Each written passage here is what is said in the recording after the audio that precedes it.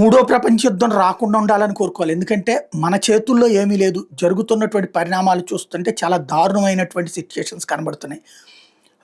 Russia చేస్తున్నటువంటి దాడి, ఆగ్రహంతో రగిలిపోయి చేస్తున్నటువంటి దాడి మామూలు దాడి కాదు. దాని వెనకాల కనబడుతున్నదైతే అమెరికాతో పాటుగా యూరప్ దేశాలు కూడా సహకరించినాయి. ఓ పక్కన ఉక్రెయిన్ అధ్యక్షుడు జెలెన్స్కీనేమో మేమేమో అమెరికాకి చెప్పామంటాం, అమెరికానేమో మాకు చెప్పలేదంటాం. యూరప్ దేశాలు సహాయం తీసుకున్నామని చెప్పడం, యూరప్ దేశాలు మరొక వైపున ఉక్రెయిన్కి సాయం చేస్తూ ఉండడం.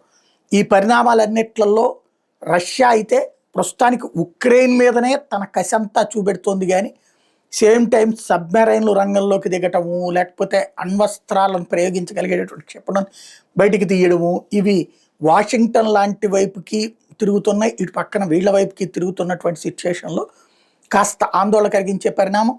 సాహసించకపోవచ్చు అనుకుంటున్నా, ఏమాత్రం పుతిన్ సాహసం చేసినా అతిపెద్దదైనటువంటి యుద్ధాన్ని చూడాల్సి వస్తుంది.